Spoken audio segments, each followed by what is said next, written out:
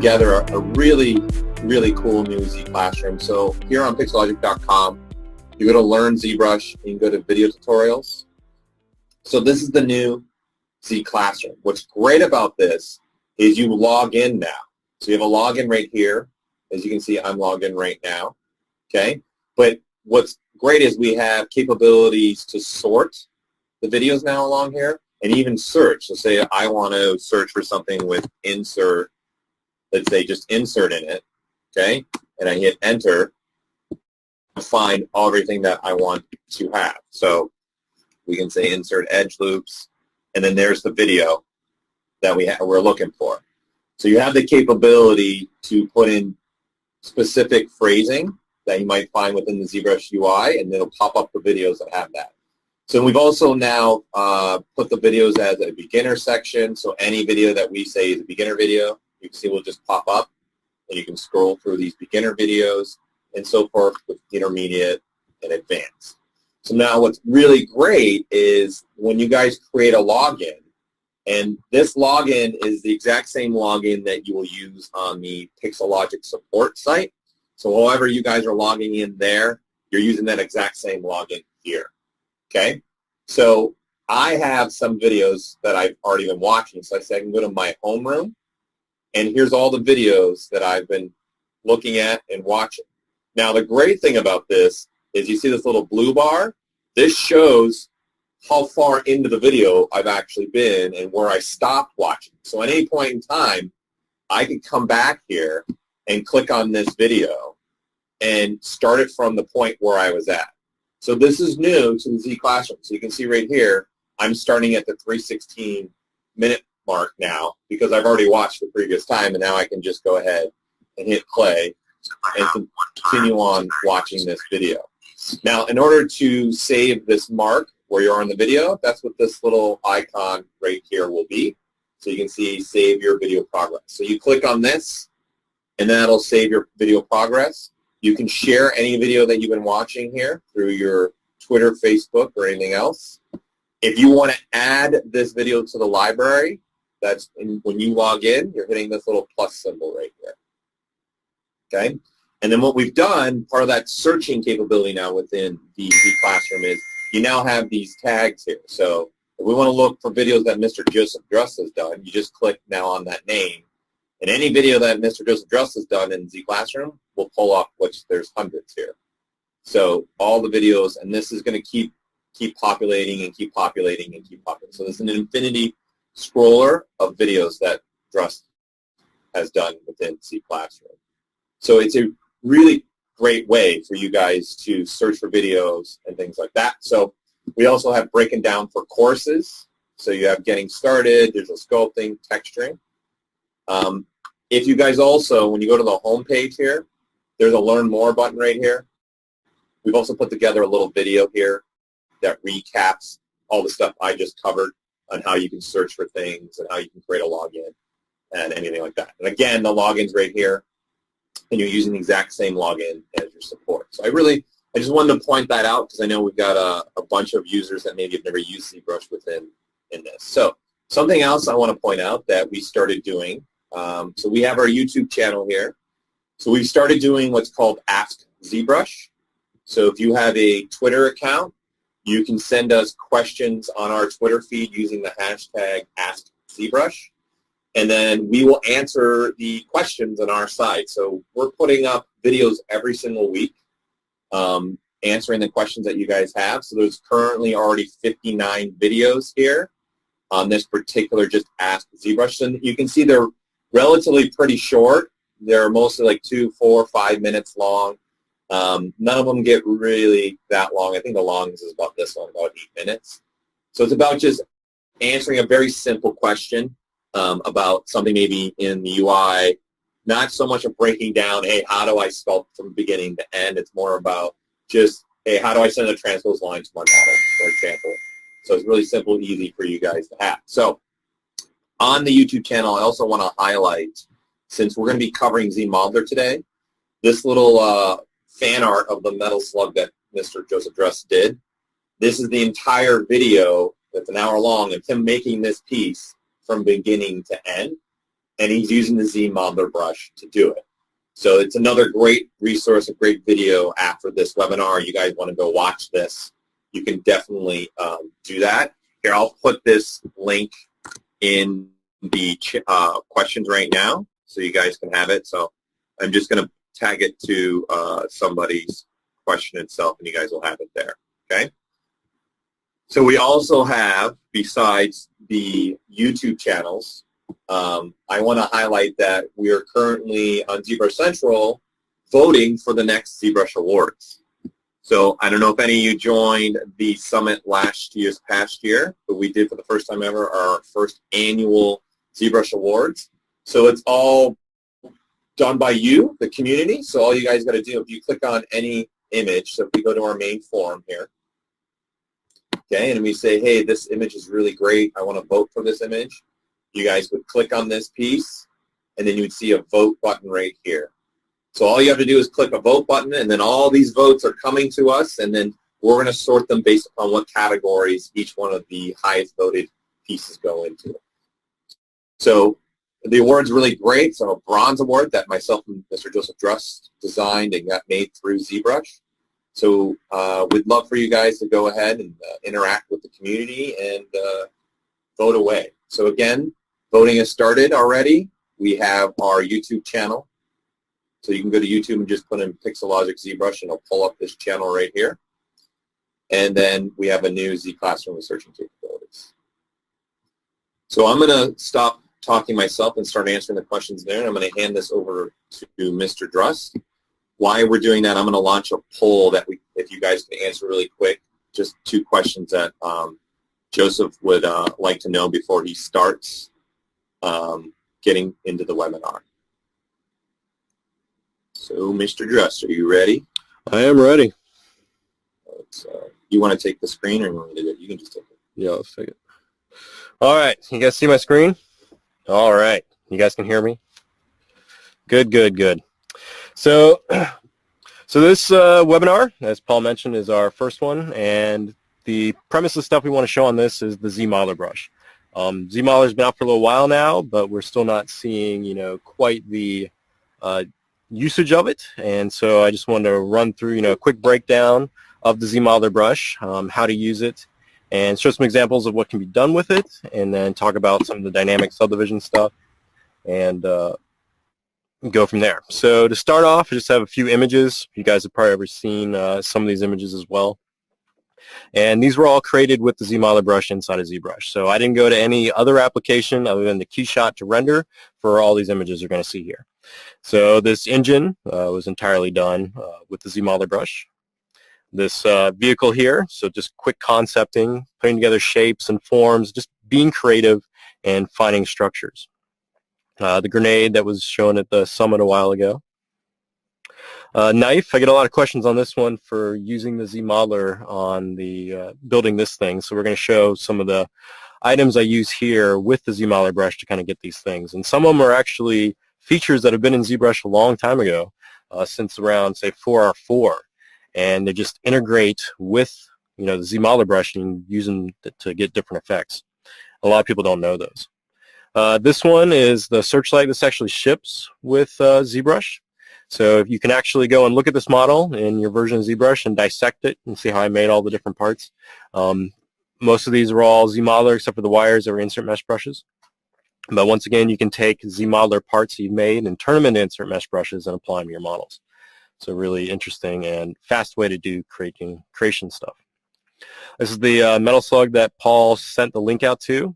And that's the full process of the remake of this model. So I sat down and spent 4 hours start to finish and just time-lapsed it for you all, and then I talk over it for an hour. So if you want to hear my voice for another hour after this webinar, you can grab that video on YouTube. Finally, here we have some example pieces that I'm going to be demoing on some of these today. And these are just a wide range of stuff that you can just kind of make with this. So you have like jewelry assets, you have props, you have hard surface stuff, soft surface stuff, round, pretty much anything. And you can just make all these things pretty quick. Things like the zip tie here are incredibly simple. And they add that extra little bit of detail that you can put your models and things like that to enhance how things look. And it's all done inside of ZBrush with that ZModeler brush. Finally, this is the main object I'll be focusing on today. So we're going to break down some of the parts on this and show you guys some different ways they can use different features in ZBrush along with the ZModeler brush to get your head wrapped around, the poly modeling structures you're kind of used to already. So this was a drone model I did, and it has a lot of different little parts I just made separately and then put them together. You may see elements of things from like Armored Core and Border Break, which were two games. I used a lot of kind of inspiration from concept from both those things to make some of these designs, and then I put them all together and you ended up with the drone model here. And then this once again was rendered inside of KeyShot, so you can come through and now apply different colors and different things all over the place. So lots of different possibilities and creativity you can do with just ZBrush and then just rendering with KeyShot. So it's a huge advantage. Once again, I didn't go to any other program from this, and I'm able to get this kind of results out of it. And the time frame on this was probably about a day to model everything. The design took me more time to come up with than it actually did to actually model the thing. So we're going to break out some of these parts. We're going to talk about how to model these engines and then some of these frame things through here. So before we do this, I just want to give a brief introduction of what the ZModeler brush is. I know that some of you guys are familiar with this, but for any of the newcomers, you're going to just bear with me while I break down the ZModeler brush and its core elements and kind of show off what it is, and then we'll get into the more grittier details. So to start off, I just have ZBrush loaded up, and with ZBrush loaded up, I'm going to have the Polymesh 3D star selected. So this is just a Polymesh 3D primitive inside of ZBrush here. And I'm going to navigate under the tool palette here to this Initialize panel here. Now, this Initialize panel was created for the Polymesh 3D primitives when 4R7 was released to allow you to generate quick primitives to use with the ZModeler brush. So if I click on Q Cube, I'm going to get a cube. If I click on Q Sphere, I'm going to get a sphere. And then if I click on Cylinder, I'm going to get a cylinder in different directions. Now, all these primitives here are made for use with the ZModeler brush. So the majority of the time when I start modeling anything, I'm taking a Polymesh star or a Polymesh object, converting it to a cube, and then I'm modeling it right from there. Now, you can also change the resolution on these through these sliders down here. So if you want to increase the resolution of this cube, so right now it's a 2x2x2, I can change this to something like a 5x2x2, and then when I click Q Cube, I'm going to get a 5x2x2. So just little things like that you can just quickly make primitives fast inside of ZBrush. Now, after I have this model kind of generate here, this cube, I need to now select the ZModeler brush.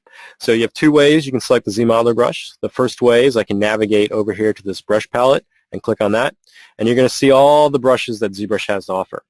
And in here, we can just locate the ZModeler brush right here. Now, the other way you can use this is by using the ZBrush hotkey system for the brushes. And so this system I use it all the time, and it basically you hit B on your keyboard to open up your brush menu, and then once you're in here, you just need to hit the next key on your keyboard.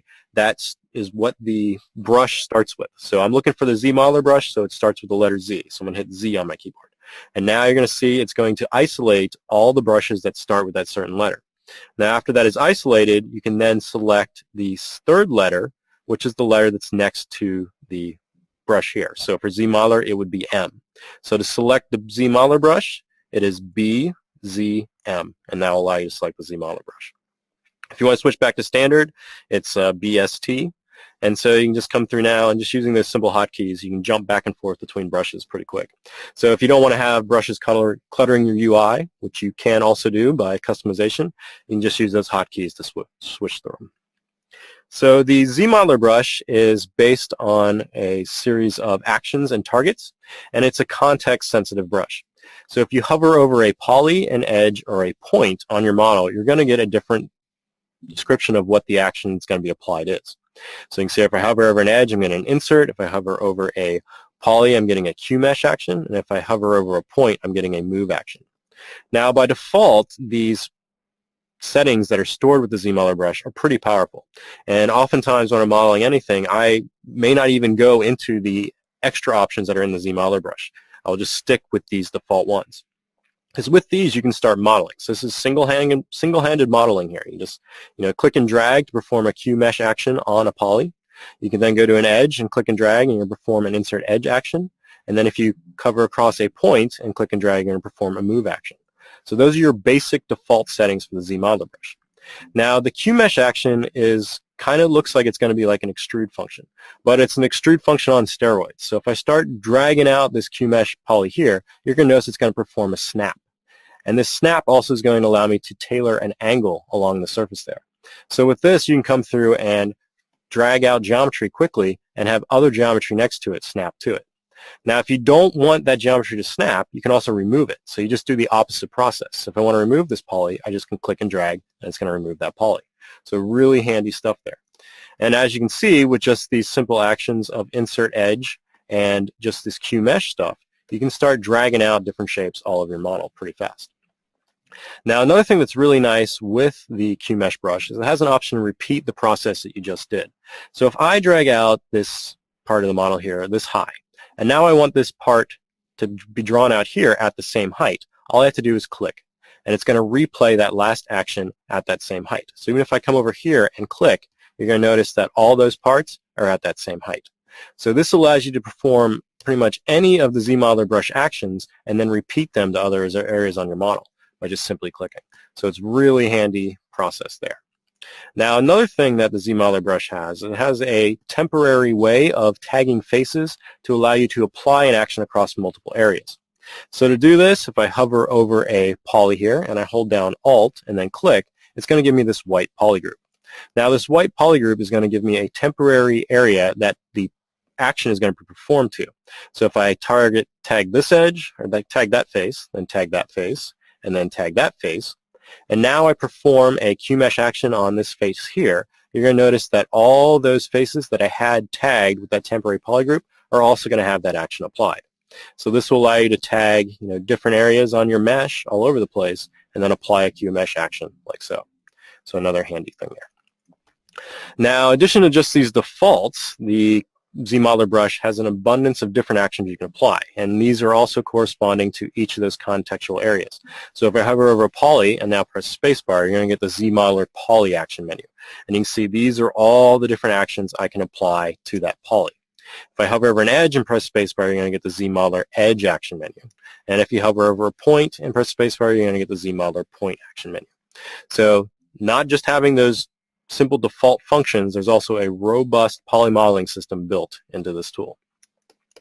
So now that we have the kind of basis of the ZModeler stuff down, we're going to talk now about some of the dynamic subdivision stuff, but we're first going to just make something really quick. So I'm going to make a simple set of earrings here using some of the ZModeler stuff, and then we're going to talk about the dynamic subdivisions.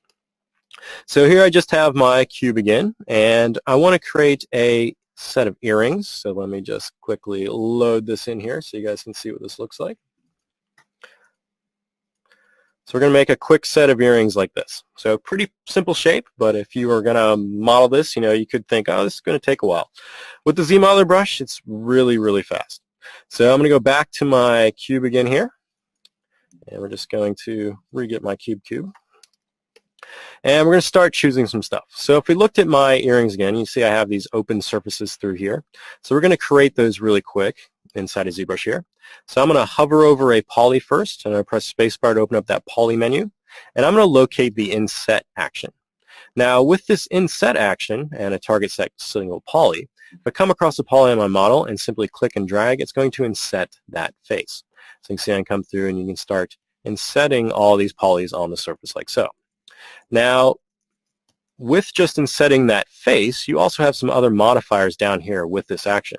So we can do center and border, which is what we just did. We can do border only, which is just going to generate the border only around that inset. And we also have the option to do center only, which is only going to give us that center polygon. Now, in addition to this, you also have the option to inset each poly and inset region. So right now, those cubes or the earrings they had this kind of whole surface popped out. So we had just a void in our shape here. So I'm going to hover over poly again. I'm going to change my target to flat island, which is now going to look at this entire flat surface here.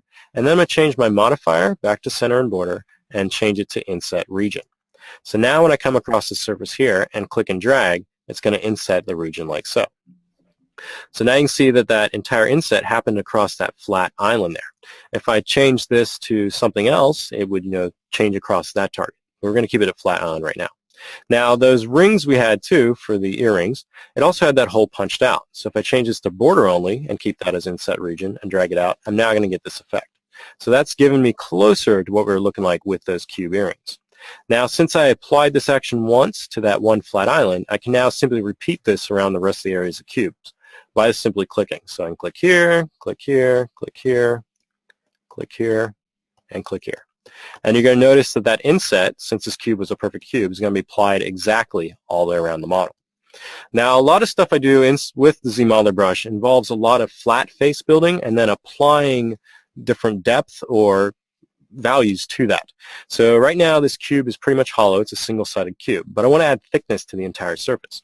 So I'll hover over a poly again, and this time I'm going to choose the Q-mesh action, and I'm going to change my targets to all polygons. Now, with the Q-mesh action and all polygons selected, the ZModeler brush is going to look at this entire model, and when I apply this Q-mesh action, it's now going to give thickness to that entire surface. So you can see now that cube has now gone from that flat surface, and now it has an entire surface around it. So now that we have this shape here, we can now start talking about dynamic subdivision. So normally when you have a mesh created inside a ZBrush, you generate something like this, or you bring a mesh in, and then you start dividing it. So you come over to the Geometry tab, and you click Divide, and you start dividing your model up. Now when you're using the ZModeler brush, you're going to notice right now I have a lot of geometry on this model. So I'm up to 9,000 points here on this mesh. So if I come in and try to Z-model this now, you're going to notice how small that area of change is going to be. You can see these tiny little red squares here that consist of that polygon size. Well, with the addition of the ZModeler brush, this ability to do dynamic subdivision has been added. And this is going to allow you to preview what that subdivision is going to look like on your model without actually subdividing it. So I come over here and activate this, and then I can change the slider down here, and this is going to determine how many subdivisions it's going to generate in this preview mode on my model.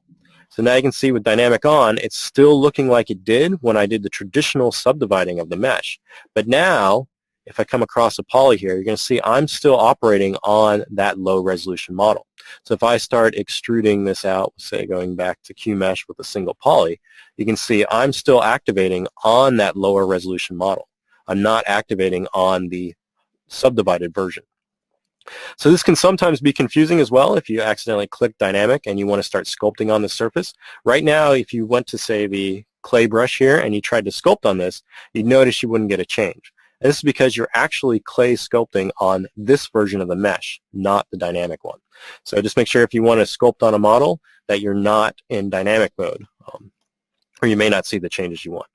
Now you can turn any of these meshes into real geometry at any time by simply coming over here and clicking this apply button.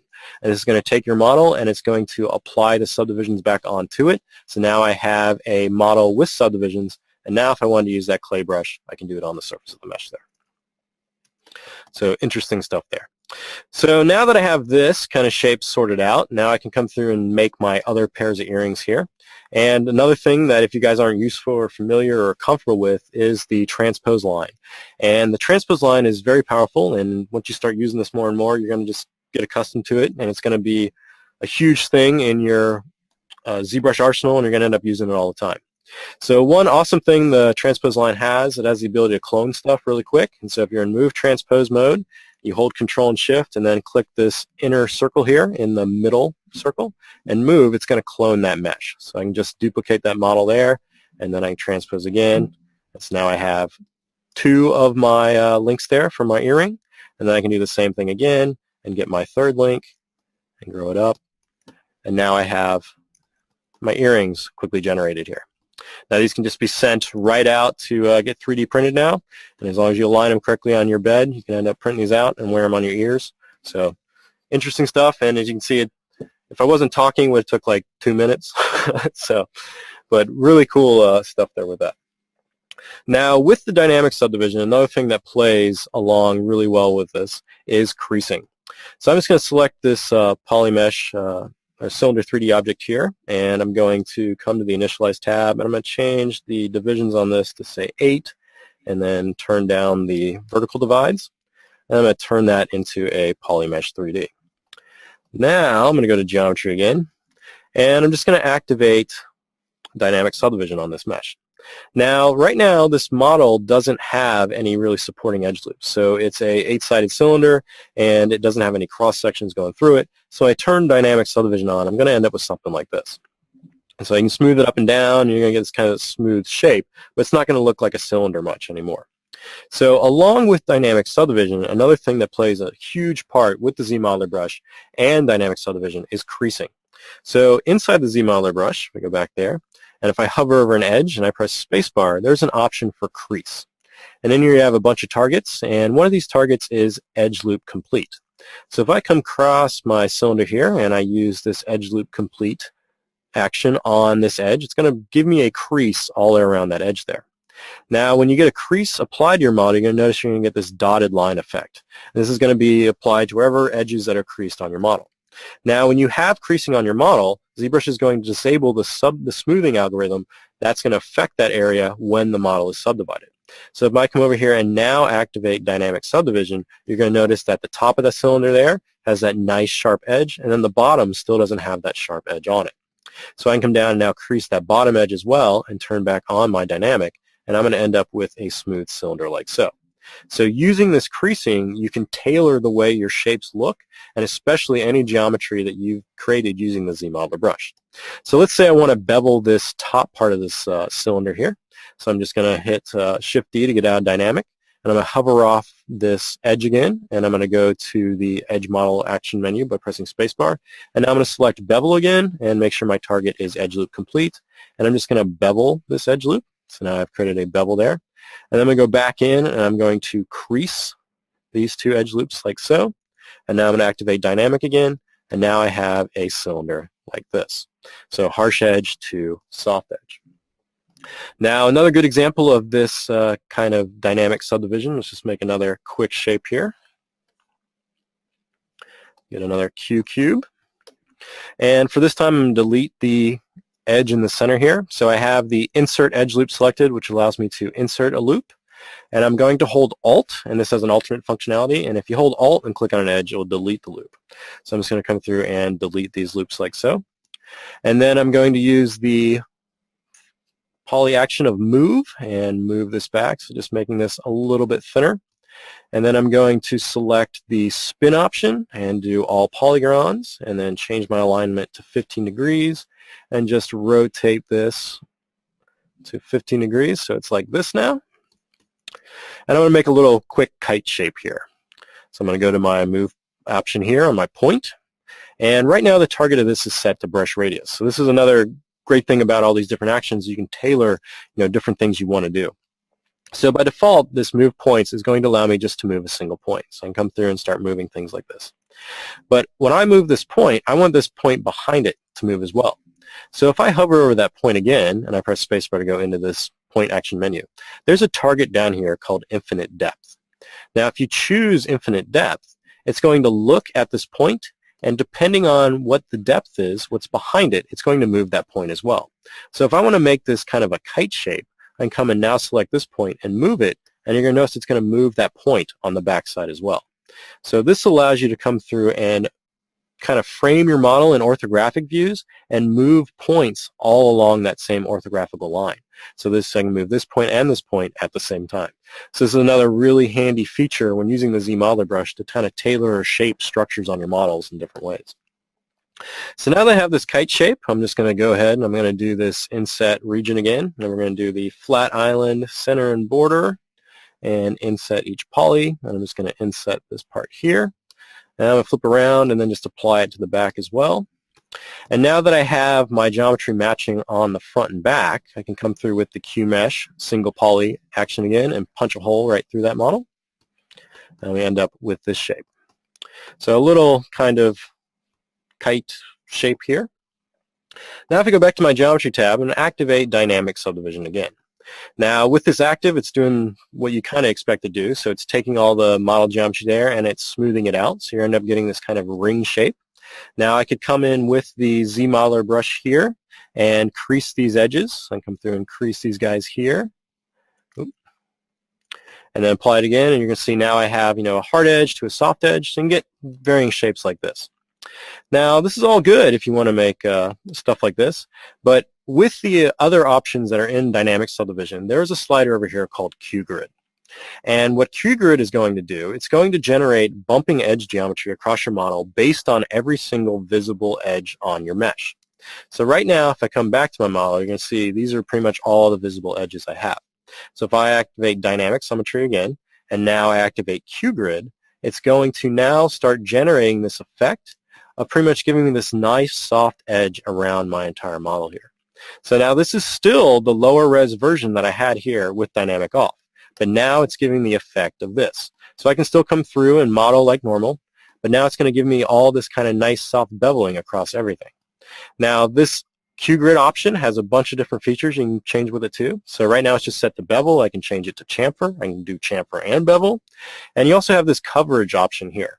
Now this coverage option is pretty amazing because it's going to take simple shapes like you're seeing here and it's going to totally change them.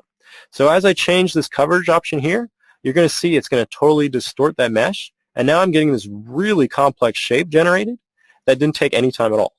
So I just now created some sort of crazy pendant, right? So this can go as another set of earrings or maybe just as another pendant. It could be some sort of attachment. It could be anything. And all it was done was created from this simple shape and with this QGrid option.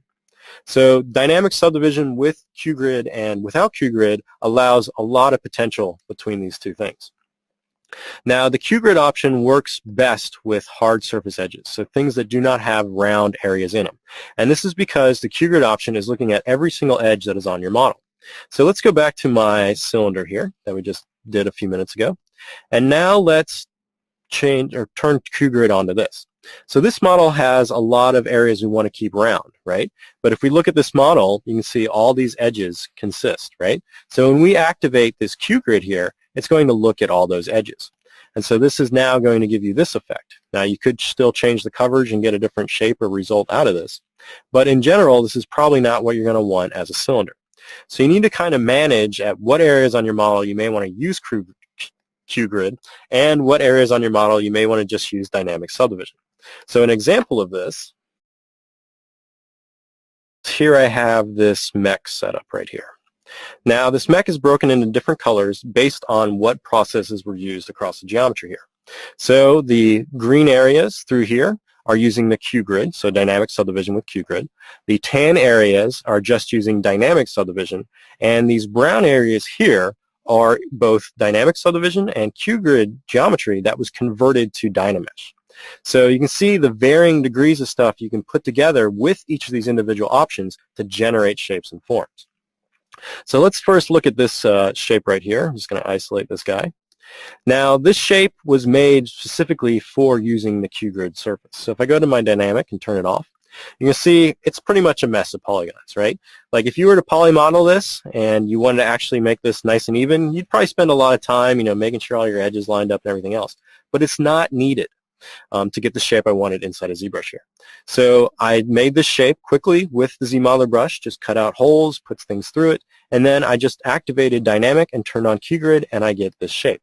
Now if I turn off QGrid, this is what I'm going to end up with.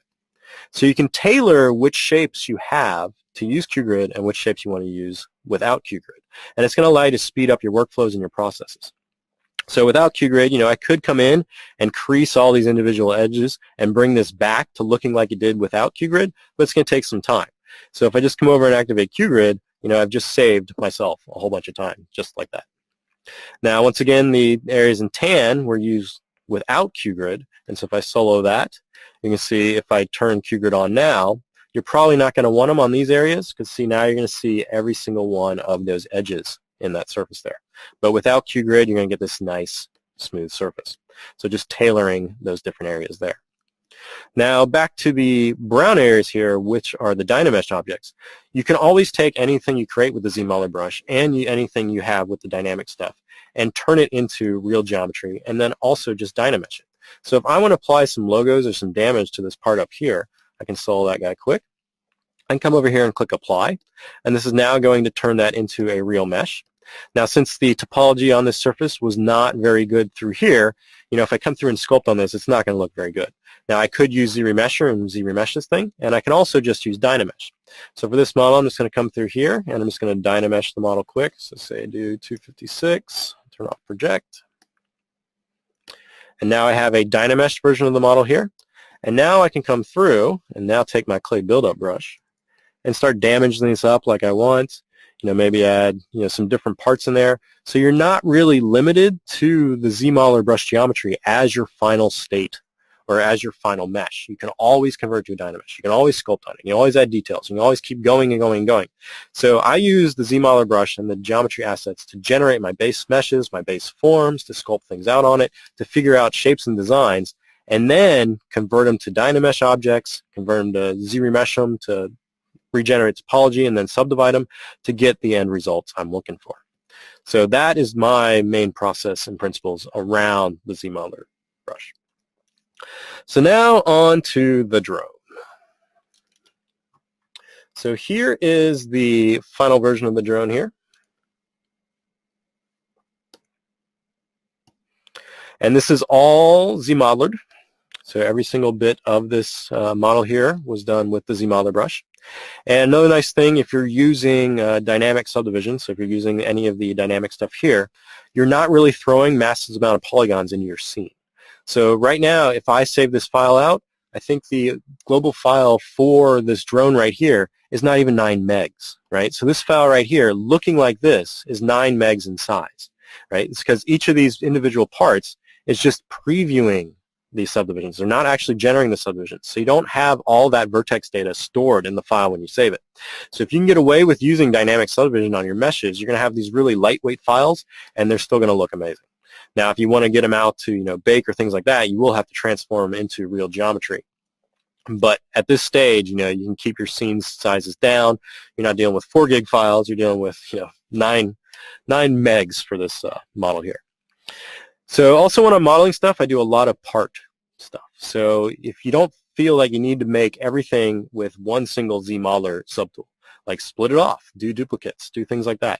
And so each of these individual parts here, you can see, are all based around different primitives, and they're all applied together. So I will break things off and move them over and put them in different places, and then just keep modeling like that. So you can see all the different assets that this drone is made of.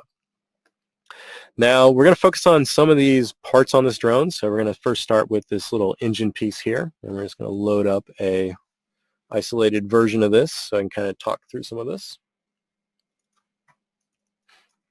So here we have the drone engine here. Now this is inspired by a border break grenade, I think is what it was. So it's not my full original design. It's been massacred some, but in general it was from theirs.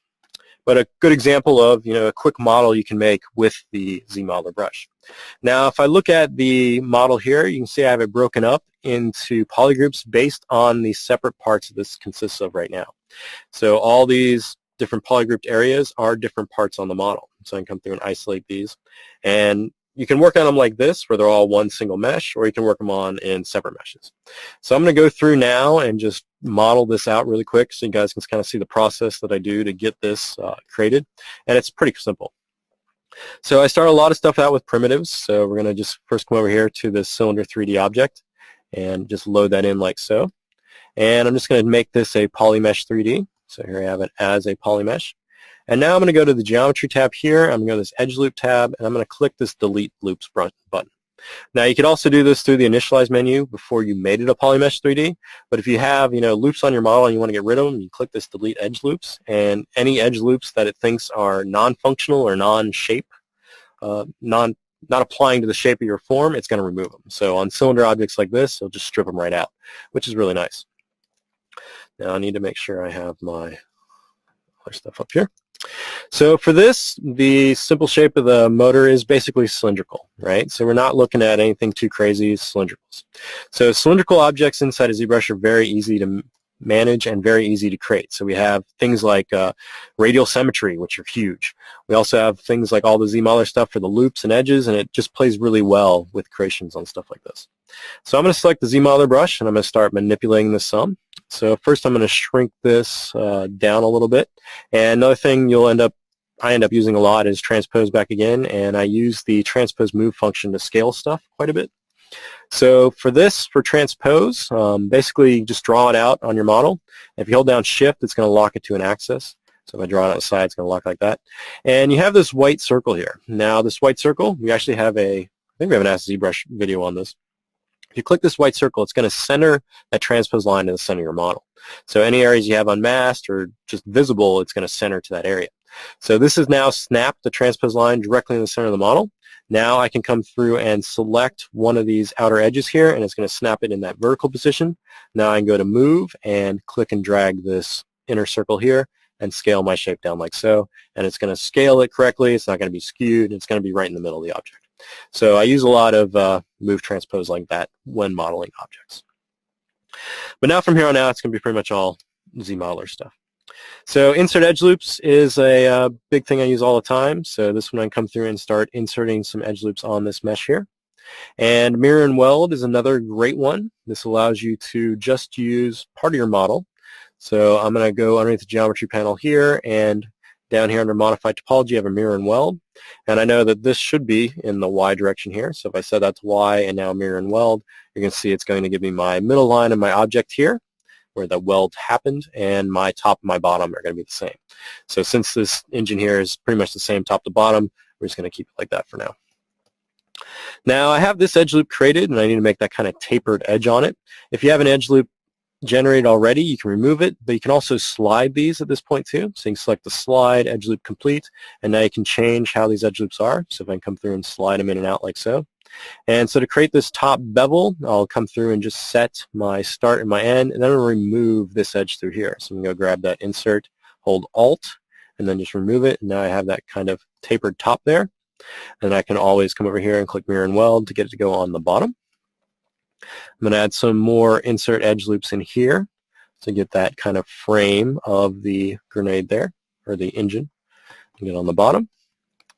And now I'm going to carve out this inner surface. So this is going to be done through polygrouping. So I'll hover over an edge again, hold spacebar, choose polygroup this time. Its target is set to poly loop.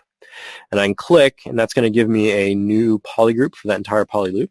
If I tap Alt when I do this, I'm going to get a different color for that polygroup. So I can come through and now apply that polygroup into those two areas there. And another thing with the ZModeler brush, polygrouping is a big thing because you can set your targets to work only on polygroups. So over here we have all these options for polygroups, islands, inner border, all pretty much a lot of targets, and you can set polygroups on your model and then have those different ZModeler actions only apply to those areas. So since I set this area as a different polygroup, I can now go to polygroup all and QMesh, and now simply QMesh this in, and I'm now only going to affect that area through there. So now I continue coming through and adding some more stuff on this. So I'm going to go to insert single edge loop again, insert this on this top here. I'm going to start making a inner surface here. Use a lot of the Alt temporary polygroup option too. So I like doing this circular process. It just, I don't know, I like doing it. So hold Alt and then rotate around. You get this kind of effect. And now I come in and QMesh that poly, and it's only going to affect that tagged area for all those surfaces. And now I get something like that. Then I come in and I can bevel these guys. So just coming through and quickly beveling to get a nice beveled surface there. And I'm going to go and bevel this and bevel this one as well.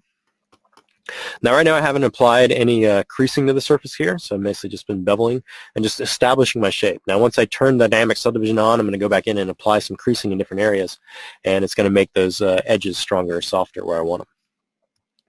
And then we're going to insert another polygon here, and we're actually going to bring this up a little bit, so targeting that, QMeshing that up, tagging a insert again on this one. I'm going to get that inner kind of surface of the engine there. This is stuff that was hidden by the blades on the actual model. So it was like, I probably didn't need to have to do that, but it gives some fun stuff. So stuff like that. Now another option, if you ever want to just move a single point and you like using transpose, you can hover over a point and there's an option for transpose in here in the ZModeler brush. And what this is going to allow you to do is allow you to transpose a single point on your mesh. So if I come and click on this now, you can see it's going to mask everything out except for that point that I selected. And now this transpose line is automatically positioned in that right area. So now I can simply just click and drag in, and it's going to just move that point there. So another nice way to kind of tailor your shapes on your mesh there. Now speaking of like beveling and stuff too, another thing I do a lot of, and you'll see me do this in a minute as well, I'm just going to make an edge loop at the bottom there. is say I want this loop here to kind of bubble out. So if you hover over this edge here and you go to multiple edge loops, there's an option for interactive elevation. And what this is going to allow you to do is you can kind of generate beveled areas on your mesh as needed as well. So if I come across this area here and I just go across this multiple edge loop and I simply click and drag, if I go left and right, it's going to increase the elevation. And if I go up and down, it's going to increase the tessellation. So as you can see, I can now do things like that, and now I have a rounded shape on that surface there. So if I wanted to bevel these out as well, I could come through and do this and generate round surfaces on different areas. So another way you can create beveling on your models. This option also works really well for generating center points. So if I want to know the exact center of this edge loop here and this edge and generate an edge loop in the middle, I can make sure I still have that multiple edge loop selected, turn off the interactive elevation, and now click, and if you just drag slowly, you can see it's going to increase, but if you just leave it at 1, that edge loop is going to be directly in the middle there all the way through that mesh. So another thing that's big, if you ever want to put, single areas on your model, which we're going to do here in a second, where you want that edge to go precisely. So I'm just going to come through and add some more edge loops to my model here like so, and then we're going to do a mirror and weld so it's on both sides. And next thing I want to do is we're going to do some creasing on this because I want to turn dynamic subdivision on. So I'm going to go to dynamic subdivision, I'm going to turn it on, and by default you're going to get this. So it's still giving me a subdivided result of my model, but those edges that I kind of cut in and spaced out, they're not as harsh as I want them to be. So I could manually go in and start creasing all these edges using the crease option here and say edge loop complete, and then come in and crease all these. But also underneath the geometry tab there is a crease section through here. And in here you have a bunch of ways you can automatically increase your entire model. So what I like doing is I'll come through and set this crease tolerance to say 45, and then I'll click crease. And this is going to look at all angles that are around 45, and it's going to apply a crease to those areas. So now if I turn my dynamic back on, you're going to see it's creased a lot of those areas that had that 45 degree. Now some of these are still a little bit too soft. So you can even come through and say crease with polygroups. So if I have all these polygroups set up nice like this, I can crease with the polygroups, or the Paul Gabery polygroup there. And now you can see that now all those areas of polygon or polygroup breakup have now had creasing applied to the edges. So now my model is looking more of what I want it to look like. And now I can still come in and say tailor those creasings out as well. So I can uncrease certain areas like so, and bring back in, soft areas if I want soft areas, and hard areas if I want hard areas. So that's the basic shell there for that engine turbine. Now another thing with this, if we go back to my motor here, you can see I have these individual parts. So I have this panel here. This one I actually just built in this time, but this could have been a separate part. And I have this whole area here. So how do I go by creating these? So we're going to go back to my cylinder primitive here. And to do this, we just need to find the area geometry we want this to create, and we're going to rip that part of the geometry off and make it a duplicate or a clone. So I'm going to come through here again and apply a new polygroup to this area. I'm going to just hit Alt to get a different color so I can see it a little bit better. And I'm going to hover over this poly and make sure I have that Q mesh action selected, and I'm going to do polygroup island on this time. And I'm simply just going to click and drag this out. Now when you click and drag out normally with this Q mesh action, you're going to notice it's going to perform that weld action, which is usually what you want. But there are a few options that are additions to the Q mesh action you can apply. While you're doing this, if you hold Control, it's going to separate that part off as a new piece of geometry, or a new geometry island. And if you hold Shift, it's going to move it. So using these two options, you can come through and move or detach / clone different parts of your model. So for this inner ring, I want to detach it. So I'm going to come through and just hold Control, which is going to detach that surface. I'm going to float it right about there. And now this is a new geometry island. So if I hold Control and Shift and click, you can see this is what I'm left with, right? Now I can split this off into its own part. So I'm going to go here to the geometry menu, go to Split, and do Split Hidden. And now I have that center cylindrical there as its own part. And then below it is the original one, like so. So now I have a new subtool created with this model here. Now if you ever want to delete stuff on your model too, there's also a delete hidden option. And so if you have areas of your mesh that are hidden and you want to delete everything, you can do delete hidden underneath geometry. I use that, another button I use all the time. So now they have this single area geometry. I now just want to come through and give this thickness. So I'm going to use that Q mesh action again with all polygons and just thicken that up. So now I have that ring. And if I go back to my shell, you can see it's a little bit thick. I don't really want it that thick. So now I'm going to isolate that again, and we're going to move some of these things through here. So I'm going to polygroup these areas that were just created through here. So back to the ZModeler brush, polygroup that poly loop. I'm hitting the edge action. Let's change that to move. And we're going to polygroup this loop right here. It lets me. I got masking on. We'll do these. And I'm going to polygroup these inner ones. So now I have this broken into outer polygroups, the border polygroup, and the inner polygroup.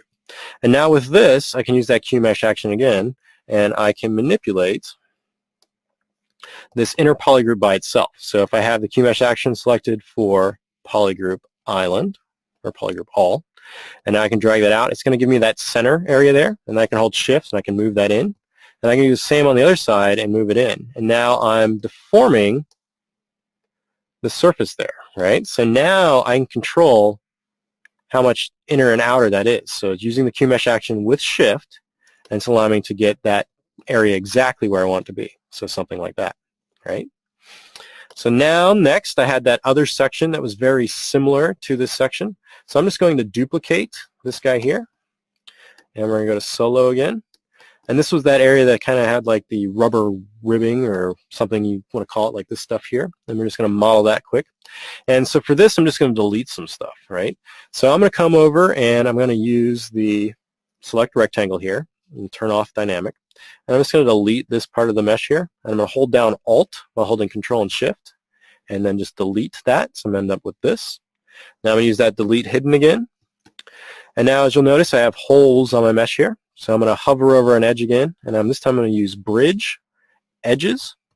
And this is going to allow me to select one edge and then select a second edge, and it's going to bridge those two edges. So I can clean up this geometry. Just come through and click these guys here, and quick saving.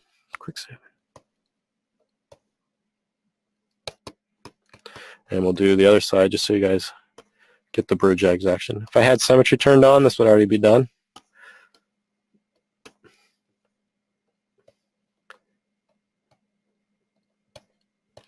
And Paul, how am I doing on time? If Paul's still there. Paul may be asleep. So now I have those edges connected there. Now, next thing I want to do with those ribbing section through here is I had these multiple parts pulled out. So I just want to split these a little bit more. So I'm going to insert a single edge loop and delete that middle one out of there on both sides. And we're going to see if I got my symmetry correct here. And I'm going to do a multi-edge loops this time, and I'm going to keep it as, we'll keep the same poly group. And I'm going to insert these, and I'm just going to insert a few of these guys. So I want to make that kind of ribbed kind of effect on the surface there. And I'm going to go to the creasing menu here and uncrease everything. So now I have my geometry set like this. So I have even spacing of those polygons all the way through. Now I'm going to come through and assign the same poly group to each of these areas to create this kind of ribbed effect. So I have polygrouping all the way like so. And now I'm going to Q mesh polygroup all again and pull those out. And you can see now I have that ribbing effect. Then I come through and do that crease again, and then go back to dynamic subdivision and turn it on. These edges are a little bit too harsh, so I'm going to go back in and tailor those edges with the creasing there. I'm on crease. You have 30 minutes. 30 minutes? You have 30 minutes. Okay, so we're going to have to get to, speed this up a bit. So there you go. So you got that webbing there. And so you can come through and tailor the creasings and get things like that. Now, the engine had a hole here as well. So for this, I'm going to use the split action on a point. And I'm going to come through and split this. Now, I usually split things twice. So I'll split it once, and then split it again, and I'll hold Alt on that second split to change the polygroup on that area. Now, I do this second split a lot because you're going to be able to do some interesting things with this. So the first thing I'm going to do is just push out this. So I'm going to push this inward, so using that Q mesh action. Next thing I'm going to do is I'm going to grab this polygroup here, do polygroup all, pull that out. And now you'll notice that this part right now kind of has this curve to it. So another thing with the ZModeler brush is you may come across areas you want to align or establish, flat areas with. And this is where another feature that's inside of ZBrush comes into play that's been there for a while, and now it just works really well with the ZModeler brush. This is the clip brush. So to select the clip brush, you're going to hit B on my keyboard and hit C, and then you have the clip curve brush right here. So I'm going to hit C again. Now the clip curve brush, when you use it, it's going to take any geometry you have and it's going to mush it to the clip line. So you can get this line like so, and anything that's on that gradient side is going to get mushed to that side. So if I want to align all these vertices here in a row, I can move it like so and click it, and now it's going to align all those vertices like that. So this is incredible for using the ZModeler brush. If you ever need to align anything, instead of me going in and trying to manually move these, I can just come through, grab that clip brush, find the area I want, clip it, and it's going to now give me that flat surface. So really interesting way to use other tools inside of ZBrush along with the ZModeler brush. Now the other thing with using this double ring effect is this one is a little bit too far out, but I can also move this back in a little with, say, transpose and just shrink them back in, is since I had that extra edge loop through there, I can now do that same insert multi-loops with that interactive elevation, and now I can get a soft bevel on that lip there. So another interesting way you can come through and tailor different surfaces for cylindrical areas. Now I'm going to have to speed through some of this, so because I have a whole other section I want to show still. So now we talked earlier about radial symmetry and things like that. So radial symmetry also works with the ZModeler brush. So here I just have the ZModeler brush selected, and I've activated radial symmetry in the y-axis, and I have a radial symmetry of 8. So I can come across these areas on the mesh here, and we're actually gonna delete this edge loop quick. I want it the other way, and we're gonna actually turn off symmetry quick because I forgot to add some lines here. I'm gonna add 2 bounding lines here, and now I turn back on my radial symmetry. I'm gonna go to the Q mesh, the ZModeler poly action again. I'm gonna select that inset again, single poly, center and border, and now with the radial symmetry, I'm gonna come through and activate that across that surface there. So now I've applied this inset action across that whole radial area. Now I can apply creasing to this too, the same way. So I'm doing a single poly, outer targets.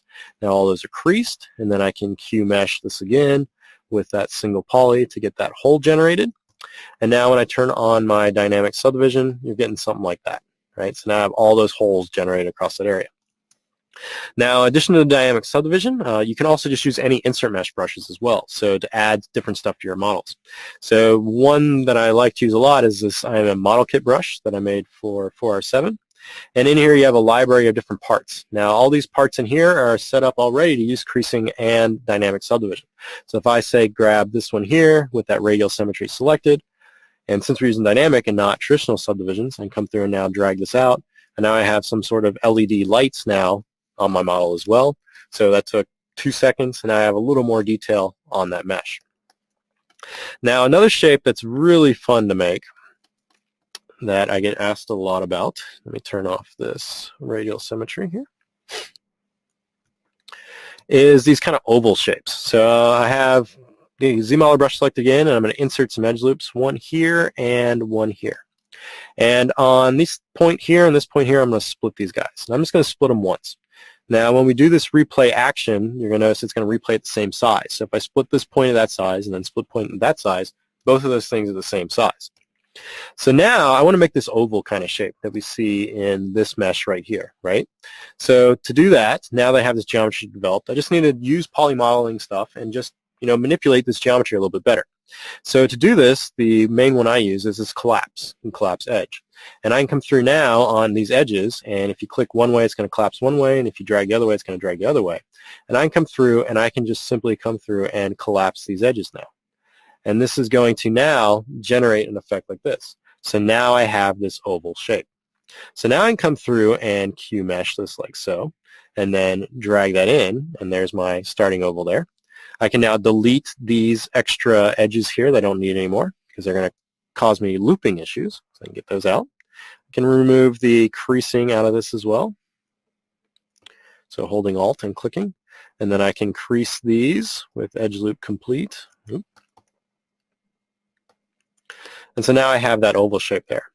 Now you probably want to bump this a little bit as well, so I'm going to add another edge loop here and another edge loop here, and now I have that kind of area. And I'm actually going to do a crease on flat island with outer targets on the bottom here, and there we go. So now I have that kind of shape. Now with this, I want to do like still look a little bit too flat, so I'm going to use that insert edge loops, multi-edge loops again.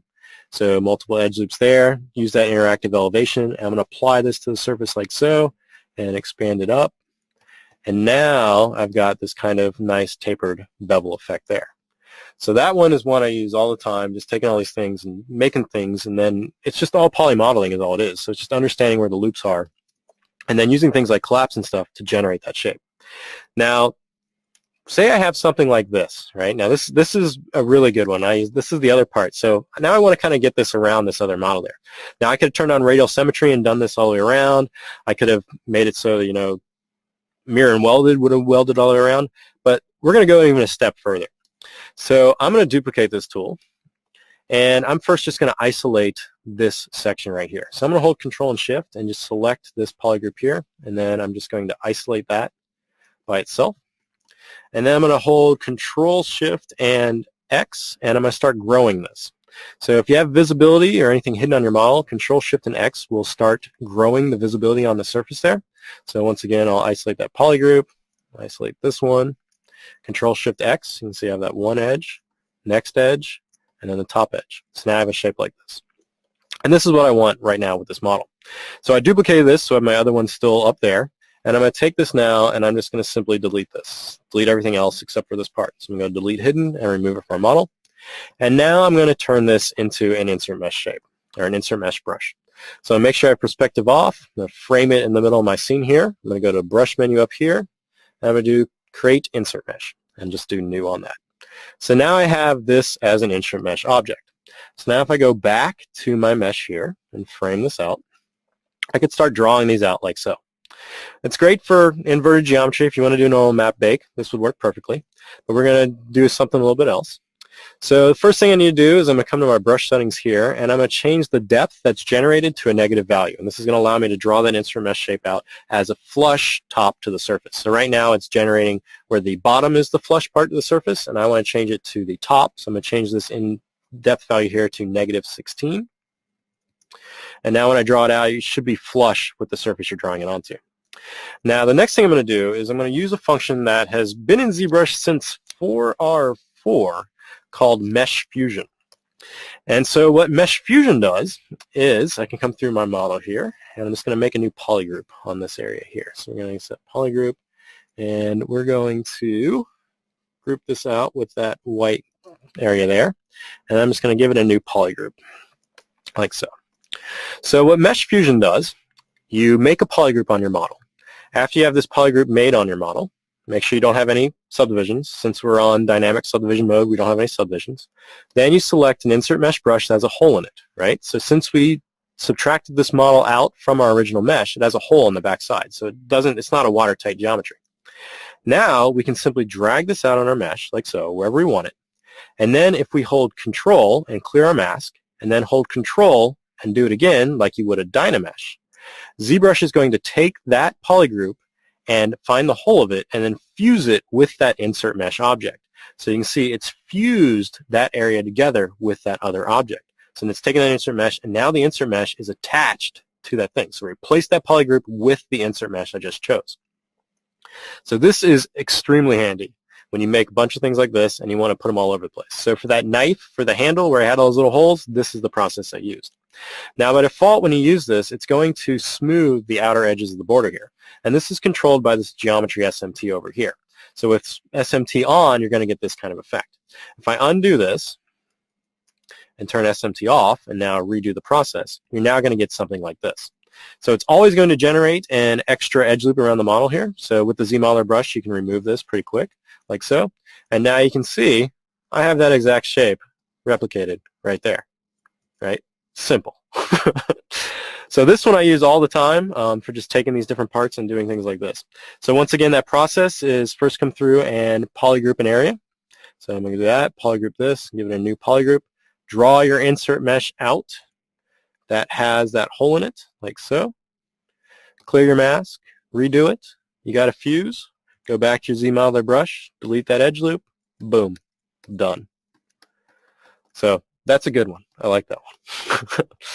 All right, so now, since I'm running low on time, we're going to go to the next thing here. And this one is another way you can use existing. Rob, Yes. you got 20 minutes, but I'm sure if you want to go over a little bit, I don't think they're going to complain. Well, this one may take me 20 minutes. Okay. So we're going with this one. Go All with right. this. So here I have some drone parts, and these are all the individual parts. So this was the final engine turbine mare. So you saw most of the ways I generate the stuff. So inserting edge loops, doing the beveling, do the tapering, using that creasing with dynamic subdivisions to get things.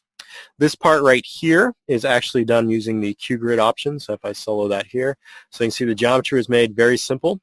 I wasn't concerned about edge loops, wasn't concerned about anything. I just wanted that square box geometry, and then I wanted that square box geometry to have a nice bevel. So all this has had turned on was the dynamic subdivision with that Q-grid option, and now it looks a ton times better than it would if it was left like this.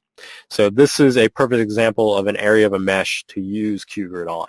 Anything that has a lot of harsh edges, and it's just done, and now it looks like it matches everything else. So good example there of Q-grid. Now for the drone, when I got to this stage, I had a few pieces modeled out. I knew kind of how I wanted the engines laid out, but I didn't know what I was going to do yet with the framing that went in between the drone here. So what I did with this was basically I just made my model like so, and then I appended in a plane object. So I'm going to come over here and I'm going to select a plane 3D object. And I'm going to go down the Initialize tab here, and I'm just going to change the alignment so I can see the plane here. And I'm going to turn that to a polymesh. Now I'm going to go back to my drone here, and I'm just going to append that in. So I'm going to append in that plane 3D object. Now as plane 3D objects come in a little bit small, so you can oftentimes increase the size of an object you bring in by unifying it. If your scene's already been unified, you can now come over to say the move option or the scale option and start scaling this out with the transpose. So I recommend you hitting the middle white circle there and then shift it to an axis on the side and then just scale up. You can repeat the scale by pressing 1 after you do it. So I'm pretty much just going to make a plane about that size.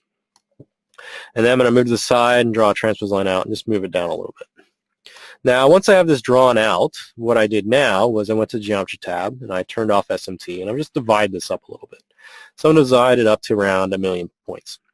So with this at 1,000,000 points, now select, say, the clay build-up brush here and get my draw size be a little bit bigger, is I turned on transparency and symmetry, and I went through and I started using masking by holding control and starting drawing designs on what I wanted this to look like. So this is just coming in with simple masking, changing my brush size as needed, and just trying to figure out what kind of shapes I wanted this model to have. So I didn't know what my frame was going to look like, and so I could have started modeling it with, say, like the ZModeler brush and done it like that, but this way was a little bit more artistic, and I could come through and make a large array of changes pretty fast on the model. So just coming through and masking these different sections out. Now I didn't have any real idea of how I wanted this frame to be when I started making it, so this was definitely a process like creating this, but I ended up with something similar to this. And I could kind of see how it would look, when it was actually created at this level. Now, I have the cooking class version of this already done, so I have the masked version. So this is what I ended up with, right? So now that I ended up with this, what I wanted to do now is I was going to use the process of Z-remesher. So right now, this geometry here is just masked. So I can hit Control-W, and it would give me a new polygroup. I could go that route. Or I can come to the Geometry tab here and open up this edge loop area here. And in here you have an edge loop masked border. So this is going to look at the masking I just applied to this plane here. It's going to give me an edge loop around that masking, so it's going to smooth out any of those areas that might be harsh. And it's going to give me a new polygroup. So I'm going to come over here and just click that. And I first need to delete my lower subdivisions. And we'll get out of transparency here. And now, if I come into my model here, you can see now I have this nice polygroup with a nice smooth edge all the way around, right? So this is looking pretty good, right? So now I have this piece of geometry. Now I don't need the rest of the plane anymore, so I'm going to go to Modify Topology, and I'm going to do a delete hidden on that, and now I'm just left with this. Well, right now, as we showed earlier, this mesh right here is pretty dense, and we're still at like 80,000 points here. So it's too dense for me to really use the ZModeler brush on, but I want to get it to the level to use the ZModeler brush on. So what I'm going to use is ZRemesher. Now, ZRemesher has an option for keeping groups, and I use this all the time. If I had it still set up for a plane, it would make more sense, but I'm going to keep this on and turn my smooth groups border all the way down. I'm going to keep everything else at default, and I'm just going to click ZRemesh. Now, depending on how much geometry you have, this could take a little while, but it's usually pretty fast, and this is the first result the ZRemesher process got me. So it came through, and it's reduced the topology quite a bit. It's still pretty high, but it's gotten the shape and generated better result than I had when it was just that plane that was divided up, and then I just literally just converted it to that polygroup. So now it's at this level, it's still too high. So I'm going to come over here and change the ZRemesher option here to half and turn off adaptive, and now ZRemesh again. Now I will keep doing this process until I get to a level of geometry that I think is a manageable level. So about this level here is pretty manageable. Right now I can see the polygons throughout my entire surface, so I can start using the ZModeler brush now with those different options to start modifying this mesh. So I'm going to go back to the ZModeler brush here, and now I'm going to come through and I'm going to start manipulating this. So main manipulation point here is edge looping, so removing edge loops. So I can come through and start removing edge loops on these certain areas through here. I can add them back in if I want to add them back in. I can use that move infinite depth or normal depth there to get things where I want them. And just coming through and manipulating the geometry on your model here. Now I know I wanted these things to be round at these ends here, so I'm going to remove some of these loops, and then I'm going to square out these edges as well. I'm going to come back in with that bridge connected polys to add those surfaces back to being round. So I don't really need this geometry here. And I'm just coming through and doing this process of removing loops and deleting topology. So another interesting way in which you can use additional processes that are already inside of ZBrush to your advantage with the ZModeler brush. So any of these areas can just be removed and clipped out through here. And this is the basic process I did for the entire drone here, for all the framing. And so I end up with something like this. Now, going back to the alignment option too, say I want some of these points aligned, right? So I can come through and mask out an area here, flip that, grab that clip curve brush again, draw this out, and align that like so. And you see now I'm going to get those aligned areas. So if there's any areas that look a little bit not straight enough, I can come through and align that. And you can do this pretty much for any part of your model. So I'll do a lot of this kind of aligning to get things straight along the surfaces there. And then also just moving to tailor the geometry on these meshes here. Slide's another one that works really well. Those will slide across the edge, and this will allow you to keep you from going like left and right. It's going to slide across the edge that already exists. So I can come through and taper these guys back in a little bit, so it gives me a little bit cleaner edge looping geometry. Not as crazy. And we'll mask these guys out and clip this. We'll keep this harsh. And we'll keep this harsh too. Now you want to make sure when you're using clip that you're keeping track of your symmetry, if you have symmetry on or not, because if you start clipping stuff one way, it's going to affect the other side of your symmetry. But you can always bring it back with mirror and welding if needed. So now after I have this, I want to make sure these ends were straight. So I'm going to come through and mask these guys out quick and use that clip to clip that. And we'll do this up here.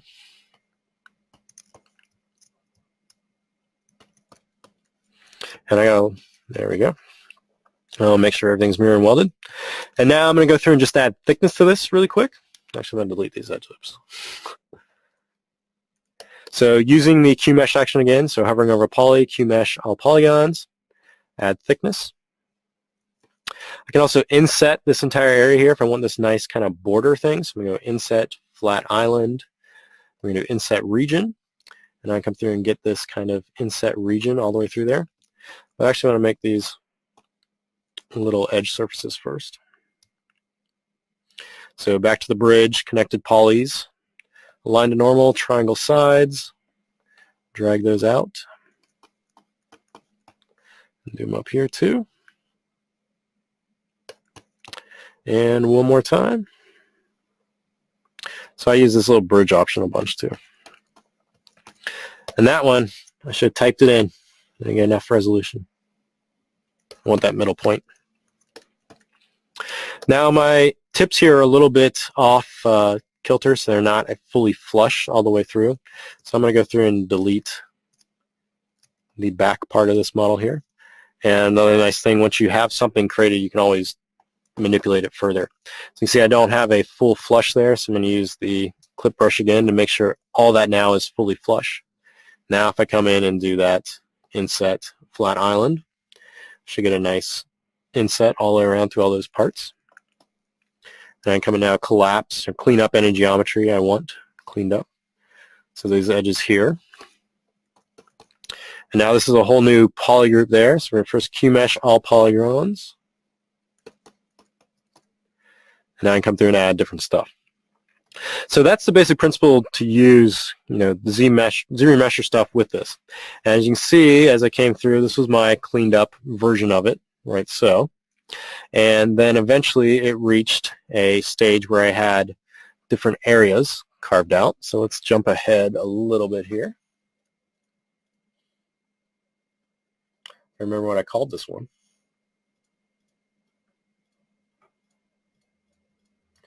And then we should be ready for questions if there's any. All right, so here are all the different parts. Each of these parts were created with that same way. Yes, Paul? You're down to about 10 minutes left. Okay. I want to show one more thing, and then we can, then it's on your dime.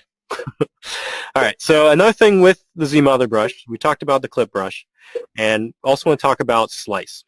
And slice is another option that you have inside of ZBrush that works really well with the ZModeler brush, especially for generating different effects or different surfaces.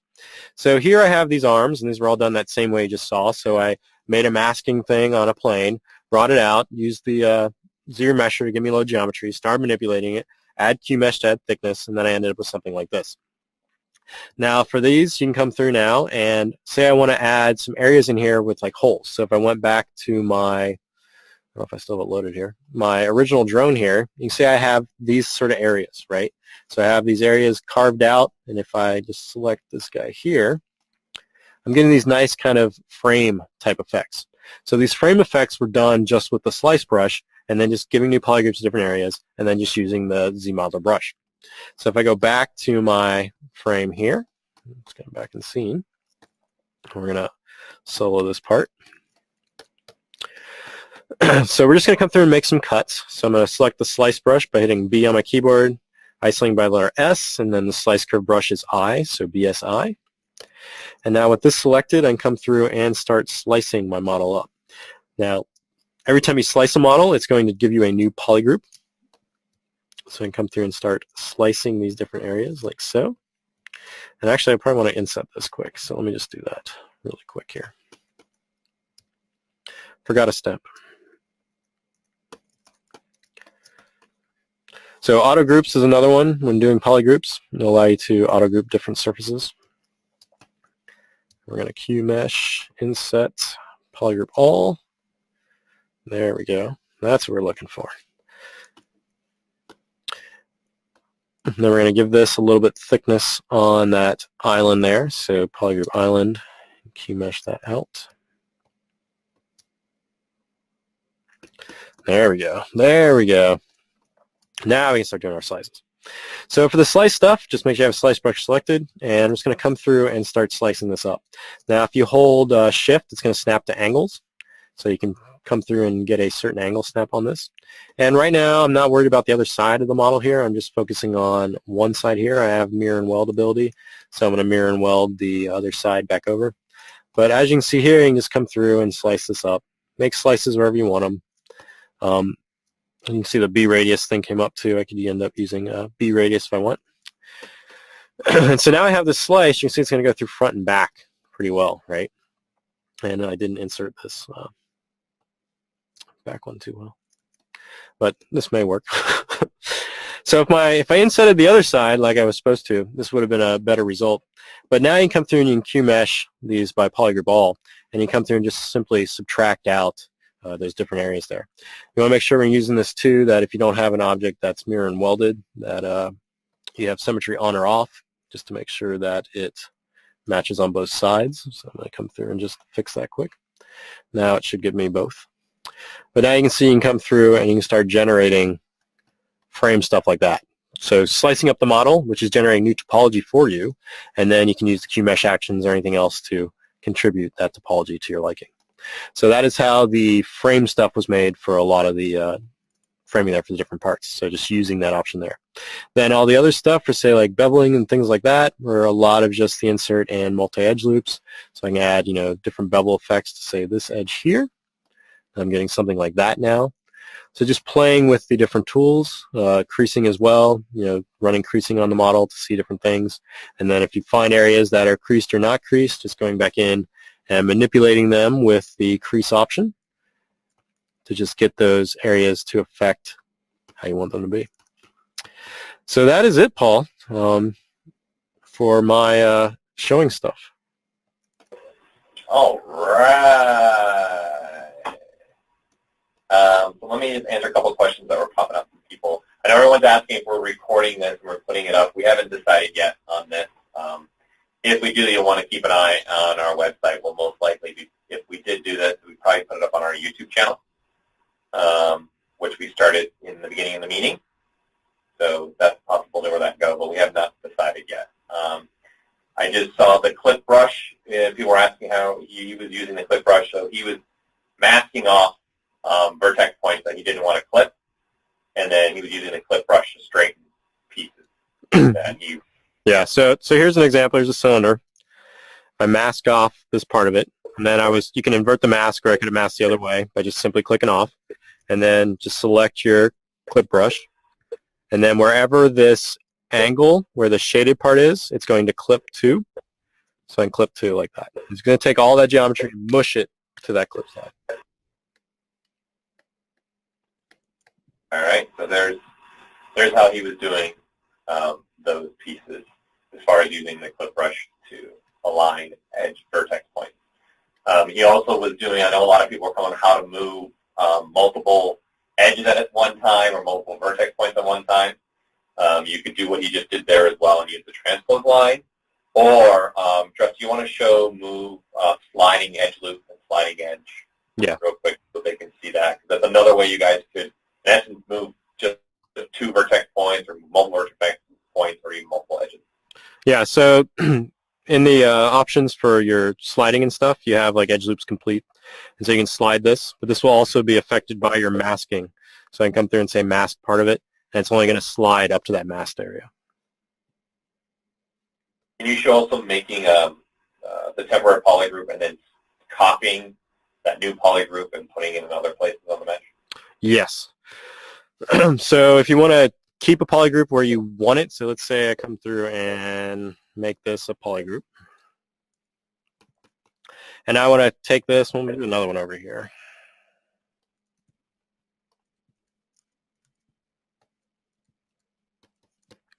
So to by the way, he's hitting Alt key multiple times to keep switching through the polygrouping. Yes. Let me show that again.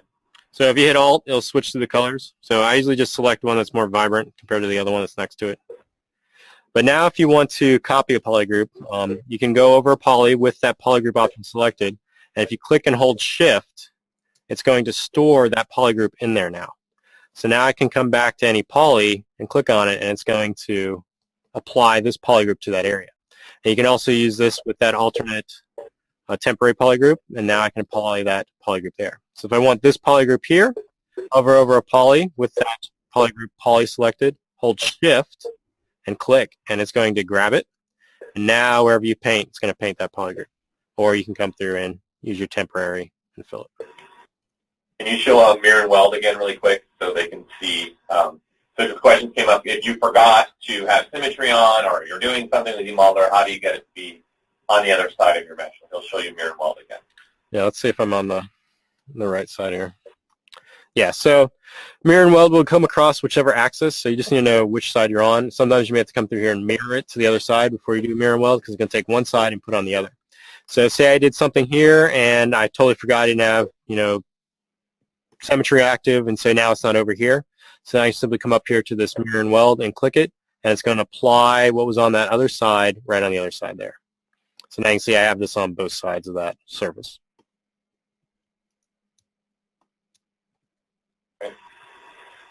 I know the question also came up on key shot, so I'm going to... Yes, I need to do that. So I totally just forgot it, but I'm going to do that quick. Okay. Todd, why are you pulling that stuff up for purchasing? Everyone's asking how does it work? So there are now two versions of the key shot edition for ZBrush, and so you got to pay $550. That'll give you Key Shot Pro with the bridge, and you would either purchase for $350 Key Shot HD with bridge. So if you already own Key Shot, so if you already have, say, Key Shot Pro or HD or one of the other licenses, you don't have the special edition one that was made specifically for our user base, then all you need to do is purchase just the bridge for $150. Okay, so that's how the purchasing of the key shots go. Okay, if you're going to use the special edition key shot that was made specifically for the user base, you have to purchase the bridge with it. And only that version can you open and close files. So someone has the full $2,000 version of Key Shot Pro, they can't give you a file and put it in the one that Joseph's in right now, the special edition Key Shot. The special edition Key Shot can only open its own type of file, and you cannot import anything into this one. You would have to use ZBrush in essence as your importer. Go ahead, Josh. Yeah, so short on time, but basically I took the model that we had here that was all done with the ZModeler brush. I came to the render option up here. I activated KeyShot. And then now when you click BPR, and if you have the ZBrush KeyShot bridge installed and KeyShot for ZBrush installed, when you click this button, it's going to take all your model here. And since it was all dynamic, it's going to convert it to geometry, true geometry, and then send it right to KeyShot. So this is the model right in KeyShot, and it just sent while Paul was talking. Now, I have some materials already here, so I'm just going to show you the breakdowns of the materials here. So basically, I can just come through now and apply materials across my mesh here. So I have these broken out into subtools for the one I sent. So I came through and actually figured out which pieces I want different materials, and I grouped them together in the subtools. So instead of having that 62 subtools, I condensed all my parts inside of ZBrush here down to 17. And so now I have this entire model down to those 17 parts. And with this, with the bridge, as it's active, I come through and now start manipulating, anything inside of here and get a different look and feel or different style. And then if I want to change something, I can go back to ZBrush and say I want to make this, airframe to be up high like so. Now I can send it back by just simply clicking BPR. And it's going to go right back to KeyShot. And you're going to see that change be affected. So this allows you to just come back and forth and play with your design a little bit while you still have this up and have this constantly rendering inside of KeyShot here. Now, if you're using a lot of the KeyShot bridge, I also recommend, changing your CPU usage here, because in general with the, Paul, I'm going to mute you for a second. In general with the KeyShot being a CPU-related program and also ZBrush being CPU-related, it uses a lot of cores. They both love cores, and so they're going to try to use as much as possible as available on your machine. So if you have both of these guys up, you may want to just tailor KeyShot's usage down a little bit so it doesn't eat all your performance away from ZBrush while you're using it. But that's the main process there. It's really pretty simple. You activate this by clicking this button, and then you simply send. And whatever you send and whatever you see inside of ZBrush is going to get sent to KeyShot. And then from in here, you can modify the materials, put different aspects on different parts, and just get the look and the feel you're kind of looking for on your models. So that's it. One question we get a lot of, too, in general, is we get often asked, where can we find the back plates that we've shown? And these are done through the installer. There's a KeyShot content installer.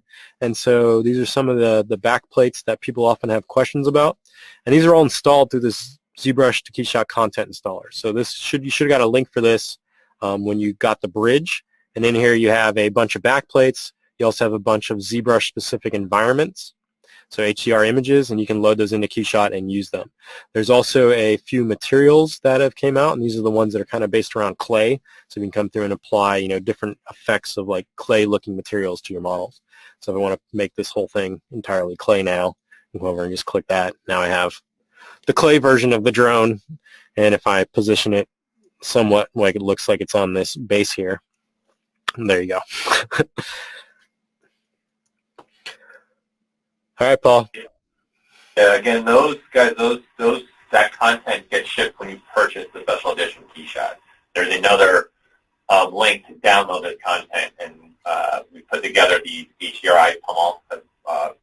Taken a lot of these HDRI cells and built them, so there's stuff around Hollywood, stuff around France, and then Joseph did these backplates, and then we created all these clay-looking materials. So that only gets shipped when you purchase a special edition KeyShot, either the HD or the Pro. And when you purchase it in the email, there'll be a link to download this content so you can have it installed in your KeyShot at home. Yeah, anything will go to KeyShot. So fiber mesh will automatically go to KeyShot. All the dynamic subdiv, you don't actually have to apply it. It'll go to KeyShot. Even if surface noise is not applied, it'll go to KeyShot. Z-spheres will go to KeyShot. All ZBrush materials will go to KeyShot. Anything you see in ZBrush, that gets sent to KeyShot. So that's the advantage of going with the special edition with the bridge, or just going with the bridge. All that stuff gets sent over for you. For upgrading, obviously KeyShot's not our product, so we don't have any control of upgrading. So with the last one, there was a fee for upgrading, but it was very minimal. It wasn't very expensive. Upgrading from HD to Pro is also not expensive to do.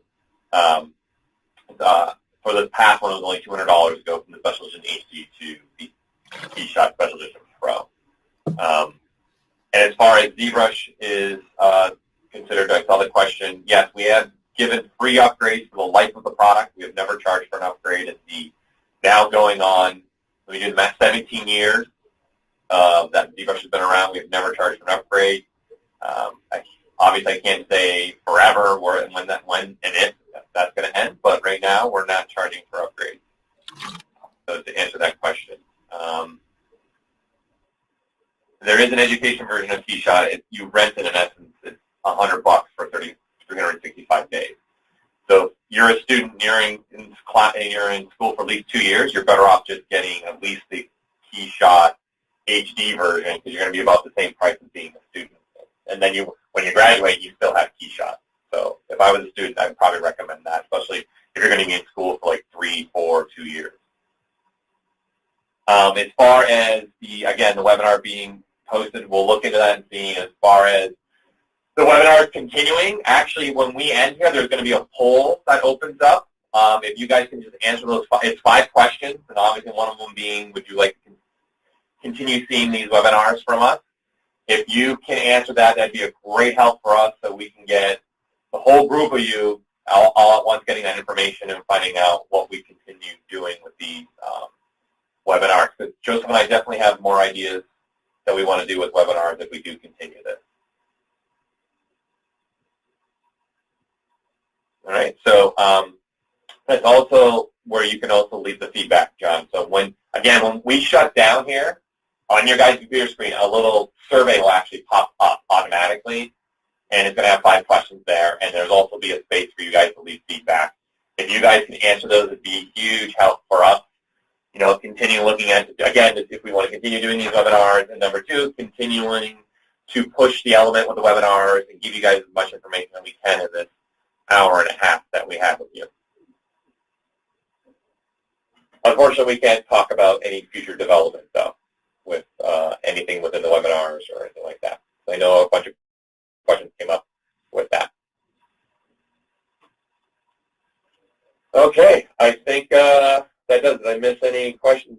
Russ, do you have any closing remarks that you want to do? He's using the bridge right now, Edge. Yeah, I was going to make a quick zip tie, but I ran out of time. Do you want to just quickly talk about what you just did right there so they know what you just did right there? Yeah.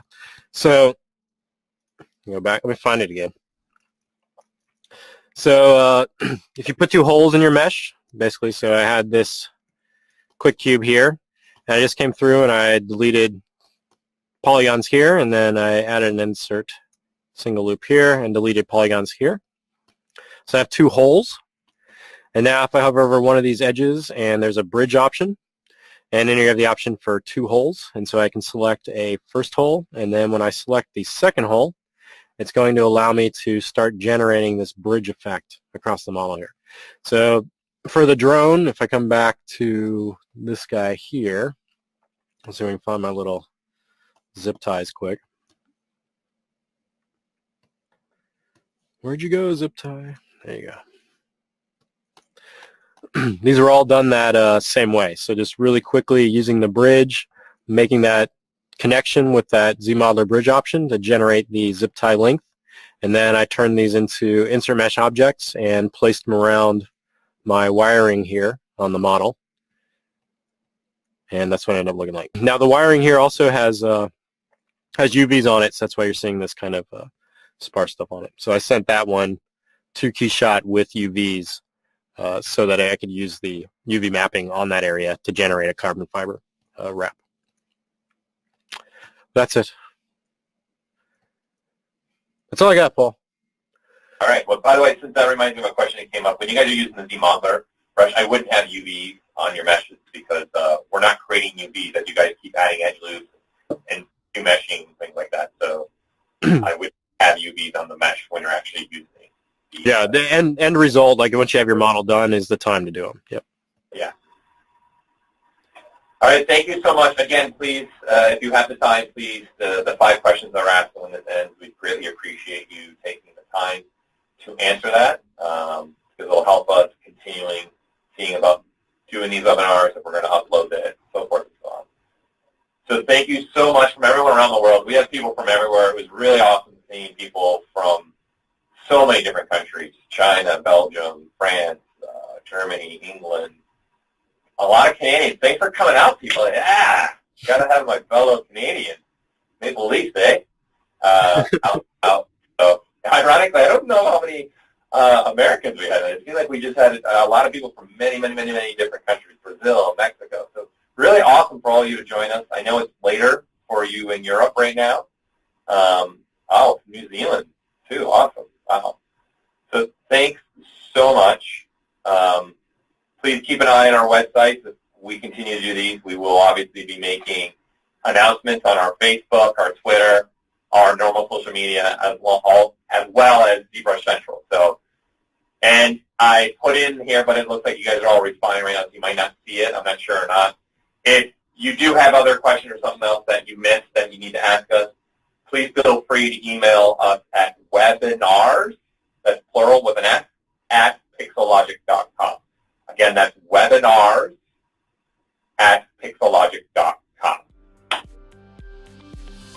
All right. Thank you so much for coming. Hopefully we'll see you guys again. And keep posting that work on ZBrush Central. We love seeing the stuff that's being done on there. We're on there every day, all the time, looking at what you guys are doing with the application. Really, really awesome stuff. All right. Thank you. Russ, have anything else? Nope, I'm good. Thank you all. Good. All right, guys, have a wonderful week. Have a great weekend, and happy ZBrushing. We'll see you online.